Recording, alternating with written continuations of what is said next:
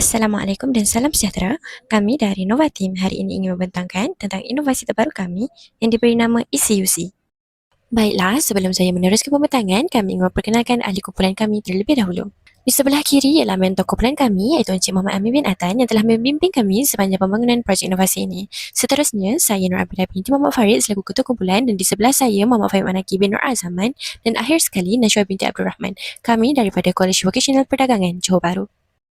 Use case diagram merupakan bentuk gambaran user dengan sistem. Contohnya, use case diagram dan simbol use case diagram yang penting untuk difahami. Kegunaan use case adalah untuk merancang sistem sebelum pembangunan, memudahkan komunikasi antara pembangun dengan pengguna dan mengenal pasti semua fungsi yang perlu ada dalam sistem. Antara objektif EasyUC ialah menyediakan platform aktiviti pembelajaran berasaskan latihan praktikal bagi meningkatkan kemahiran pelajar dalam membina use case diagram. Selain itu, membimbing pelajar mengenal pasti aktor dan fungsi sistem dengan tepat melalui panduan yang sistematik. Seterusnya, menyediakan platform aktiviti pembelajaran berasaskan latihan praktikal bagi meningkatkan kemahiran pelajar dalam membina use case diagram. Berikut merupakan paparan panduan pengguna yang akan muncul sebaik saja pengguna masuk ke dalam sistem. Ianya berfungsi sebagai rujukan utama untuk membantu pengguna untuk memahami aliran kerja EasyUC dengan cepat dan tepat bagi mengelakkan sebarang kekeliruan. Slide ini juga menunjukkan paparan navigasi bar utama. Fungsi-fungsi terdapat dalam raja ini akan diterangkan pada slide seterusnya. Halaman ini merupakan paparan utama di mana pengguna dapat menjana use case diagram secara automatik berdasarkan input pengguna melalui fungsi jana diagram. Selain itu, fungsi tanya AI membantu pengguna mendapatkan cadangan dan idea use case diagram. Seterusnya, ia membolehkan pengguna menyimpan dan memuat turun raja dalam bentuk imej melalui fungsi export PNG. Jana diagram berfungsi untuk menukarkan input teks ringkas kepada use case diagram yang lengkap secara serta-merta menggunakan teknologi AI dan ia memberi penerangan tentang relasi yang digunakan dalam diagram yang dihasilkan serta memudahkan pemahaman tentang peranan pelbagai pihak seperti pelajar dan pengusaha terhadap fungsi-fungsi utama dalam sistem. Selain itu, sistem kami mempunyai imbas lakaran yang menyimak lakaran tangan ataupun lukisan di kertas sama ada betul atau salah. Jika salah, lakaran akan diperbaiki. Seterusnya, AI menganalisis kualiti logik UML pada lakaran dan memberikan skor serta teguran jika terdapat ralat piawan. Dan ianya menyediakan pilihan untuk membaiki susun atur dan logik rajah yang tidak kemas supaya mematuhi standard UML profesional dengan satu klik. Pada bahagian manual, export PNG diadakan untuk memuat naik use case yang telah dibangunkan dan nama sistem untuk menamakan sistem sedang dibangunkan. Butang actor diadakan untuk menambah pengguna yang terlibat dalam sistem dan butang use case untuk menambah fungsi atau aktiviti yang boleh dilakukan dalam sistem. Bahagian sambung garisan untuk membuat hubungan antara actor dan use case dan butang semak dan validasi AI untuk menyimak sama ada use case yang telah dibangunkan benar atau salah. Terakhir sekali, panduan pengguna untuk memberikan panduan penggunaan sistem ECUC kepada pengguna.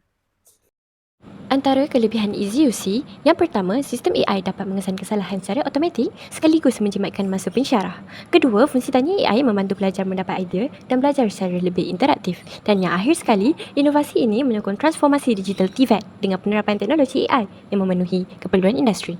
Sistem EasyUC ini dijangka dapat digunakan oleh pelajar sekolah yang menawarkan program pengaturcaraan.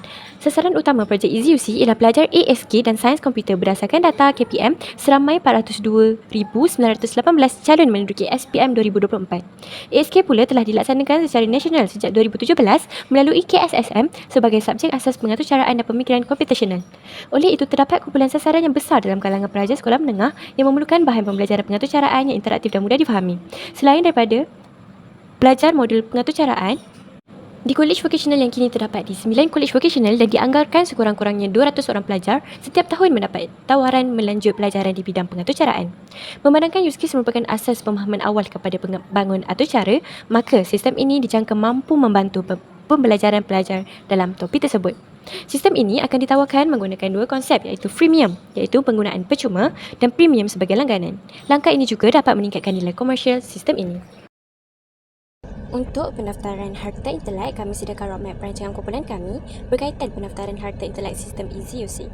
Kami juga menyediakan 5 fasa dalam roadmap IP yang kami rancang. Fasa pertama adalah perlindungan asas yang disasarkan dalam tempoh 0 hingga 3 bulan. Seterusnya, fasa kedua ialah pendaftaran identiti yang disasarkan dalam tempoh 3 hingga 6 bulan. Fasa ketiga pula melibatkan perlindungan sistem dan kandungan, diikuti dengan fasa keempat iaitu inovasi dan komersial. Dan fasa kelima ialah scale up dan start up yang disasarkan dalam tempoh 2 hingga 3 tahun. Secara keseluruhannya, memandangkan sistem ini baru sahaja dibina dan diuji secara dalaman, maka perancangan kami dalam melaksanakan pendaftaran harta intelek akan dilaksanakan selepas fasa kedua, iaitu pendaftaran identiti, dan perancangan ini ditentukan berdasarkan kepada kesediaan sistem dalam mendepani proses penggunaan yang dijangka akan meningkat bagi setiap fasa kelak. Baiklah, itu sahaja pembentangan dari kumpulan Easy UC. Sekian, terima kasih dan terima kasih diucapkan kepada para juri dan para penonton.